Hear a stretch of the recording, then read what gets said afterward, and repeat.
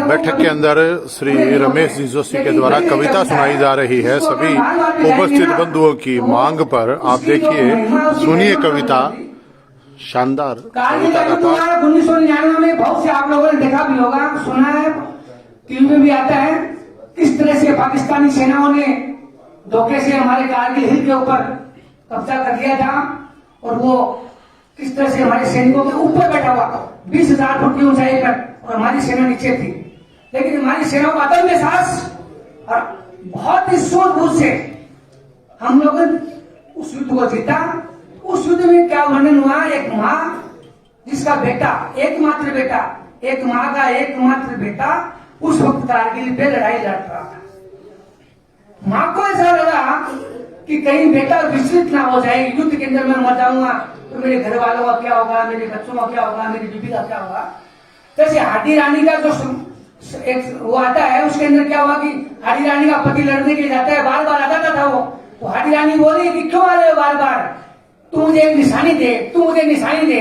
तो हाडी रानी ने अपना सर काट के दे दिया ताकि वो बार बार नहीं है लड़ते लड़ते तो कमी नहीं रह जाए। माँ को लगा कि इस पुत्र में कोई कमी नहीं रह जाए कि मेरी माँ का क्या होगा, मेरे पुत्र का क्या होगा। तो उसको एक पत्र लिख रही है बेटे को।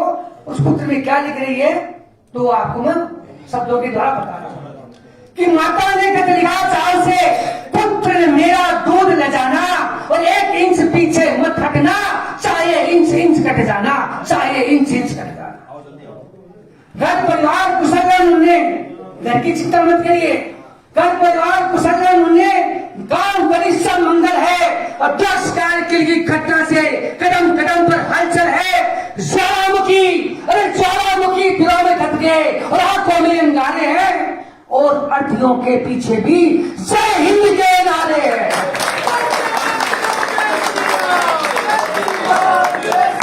आपको सोचकर बड़ा उचित होगा कि भरतपुर के अंदर पहली बार जब कैजुअलिटी हुई थी कारगिल के अंदर, तो पहला शव भरतपुर के अंदर आया था। उस वक्त उस वीरांगना ने, विधवा नहीं कहेंगे, उस वीरांगना ने सर्वप्रथम पहली बार अपने पतियों को कंधा दिया था। तब से ये परंपरा बढ़ रही है। तो घर परिवार कुशल मूल्य, काम गली सब मंगल है और द्राक्ष कारगिल की घटना से कदम कदम पर हलचल है। अरे ज्वालामुखी दिलों में धक गए, आंखों में अंगारे हैं और अर्थियों के पीछे भी जय हिंद के नारे हैं। ये केवल खत नहीं लाडले, ये पुत्र नहीं है, ये उस माँ की आत्मा है, उसको ध्यान से सुना, उसका आशीर्वाद है। ये केवल खत नहीं लाडले, घर घर का संदेश समझ, एक एक अक्षर के पीछे तेरा पूरा देश समझ। और डबल बर्फ की चादर पे, डबल बर्फ की चादर पे तू लहू से जय हिंद लिखाना और 1 इंच पीछे मत हटना, चाहे इंच इंच कट जाना। और एक बात सच लाडले, और एक बात सच है लाडले, तू चाहे इसे ना माने और इतिहासों को स्तब्ध कर दिया इस अनहोनी घटना ने।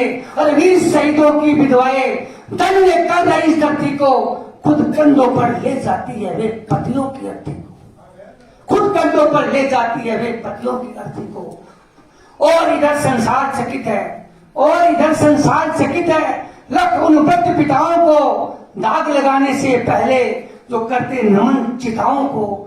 मेरा भी मस्तक ऊंचा हो ऐसा कर्तव्य करके आना और 1 इंच पीछे मत हटना, चाहे इंच इंच कर जाना, चाहे इंच।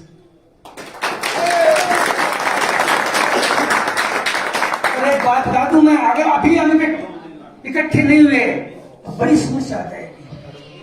अब भी अगर नहीं चेते तो प्रश्न पीढ़ियां पूछेगी, अब भी अगर नहीं चेते तो प्रश्न पीढ़ियां पूछेगी और कई थामे बैठे पुरखे में लगी बेटियां पूछेगी, बोलेगी यार ये पुत्र अंतिम उद्धार किया होता और खतना करवाने से पहले हमको मार दिया होता। उस वक्त बहुत इस तरह से मैं भी नॉर्थ ईस्ट में था 4 महीने में। आपको बता दूं पूरा राष्ट्र हिंदू है, लेकिन नॉर्थ ईस्ट के अंदर 99% ईसाई और मोहम्मदन है, वह हम लोग नहीं है।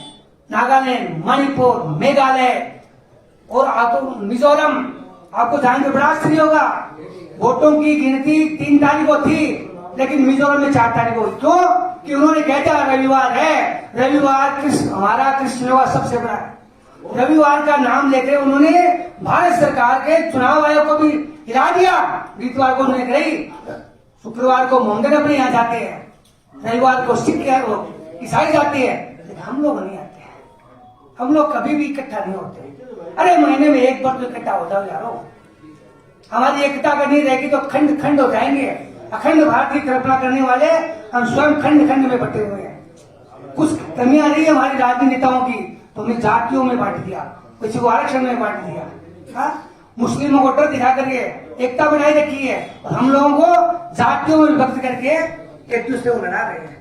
ये राजनीति विषय नहीं है, सत्यता है ये। मुझे राजनीति से मतलब नहीं है, लेकिन हम बटे हुए हैं। ये जाट है, ये माली है, सुनार है।